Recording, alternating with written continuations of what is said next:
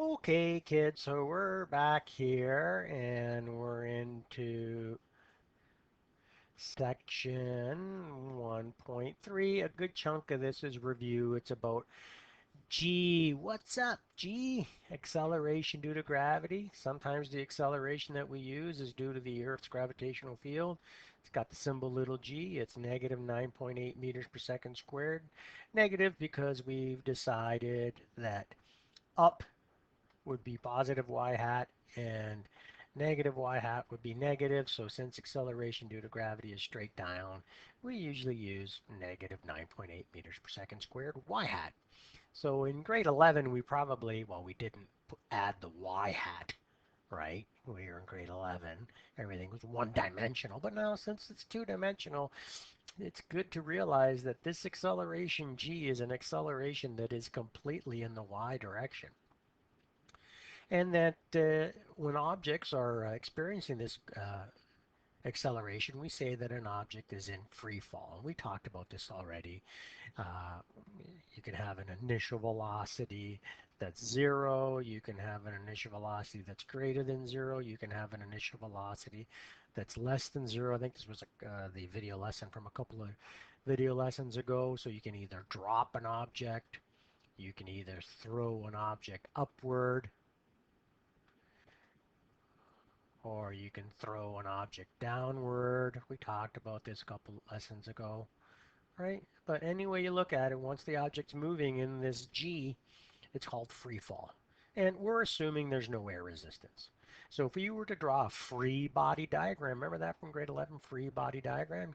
Here's whatever object is in free fall right here, right? Whatever object is in free fall is right there.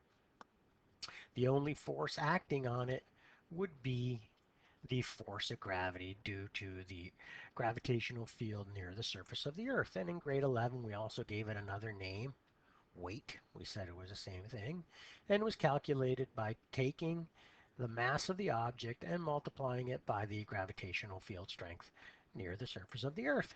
And the object would fall down.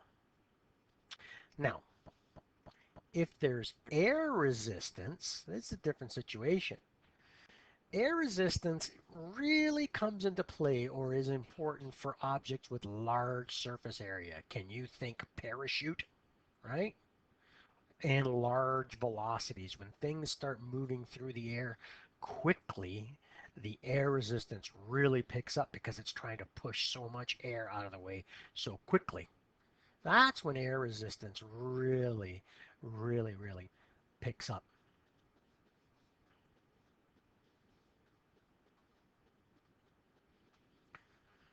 So here's a little simulation. Here's an object, and when an object is on its ground, there's the weight on it, force of gravity, 200 newtons. There's the normal force. Remember that from grade 11, the normal force? It's pushing upward from the ground, supporting the object. Now I'm going to take this object here, and I'm going to raise it up. And look how the normal force is gone. And I'm putting it higher and higher and higher, and lower and lower and lower. Right? So what do we want to do? What we want to do is we want to take this object and bring it up really high, higher than that, higher than that, higher than that. Okay, that's the maximum, okay? And we're going to drop it. Okay, so its initial velocity is zero. So we're going to drop it.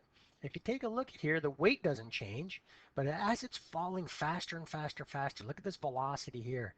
It's going faster and faster and faster. As that happens, look what happens to the air resistance or the air drag. It gets bigger and bigger and bigger, right?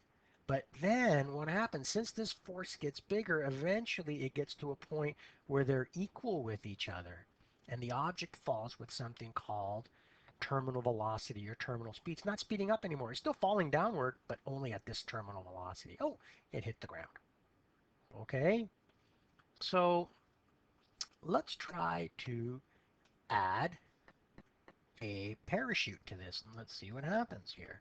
Let's try to add a parachute to this, and we lift it to that same height, 490 meters, and we drop it. But now it's got a parachute. So you notice the drag picks up much more quickly. The velocity is picking up much more quickly. And when the air drag and the force of gravity are equal, it's falling with a much slower terminal velocity. That's good if you're a parachutist. right? You don't want to hit the ground with a high velocity. And look, it's still falling downwards. Look here, look at the height's still going down, but its terminal velocity is negative 15.8, looks like meters per second. So the parachute brought about a lower terminal velocity. It started to slow down much, much earlier, and it's going to hit the ground with a much lower velocity, a much lower speed. So this is really trying to show you the idea of terminal velocity when air resistance is involved. And it's going to hit the ground eventually. Here we go. Boom. Not as bad of a hit. Okay.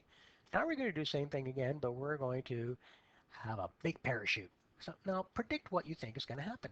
What's going to happen now? I sort of led you down the garden path here, but let's take this object and lift it back up to that, what was it, 490 meters? Yep, and let her go. Observe. Ah, look, much lower terminal speed, terminal velocity. Did you predict that? And it got to this low speed very quickly because the air drag got to 200 newtons very quickly. So it's still falling. Like, things don't start going upwards because of a parachute. They still fall. No matter what illusion you may find in a movie, things are always falling. But if you had this parachute strapped onto you, you would hit the ground at negative 7.9 meters per second, right? You could probably survive that. Wouldn't break your knees or legs. And that's the whole idea of a parachute. As it falls, look, we started at 490 meters. It's still at, what is it there? 280 meters. So it's really slowing, falling with a slow terminal velocity. We'll let this all play out here so that we can see the full effect when it eventually hits the ground. Now, there's a lot of these different simulations on the internet, and I find them and curate them, and then I comment on them to help you understand it as we're still waiting. I'm trying to be dramatic here just to show you the difference when you have a large surface area parachute compared to a small surface area parachute, or compared to no parachute whatsoever, what the terminal velocity is. Now, I've put a link to this, and you can play around with it, on your own time, but I have put a link to this in today's announcement. So look for that link and you can play around with this. All right, we're almost there. We almost hit the ground. And nice gentle landing. Isn't that nice? A nice gentle landing. Now you can play around with this instead of having this.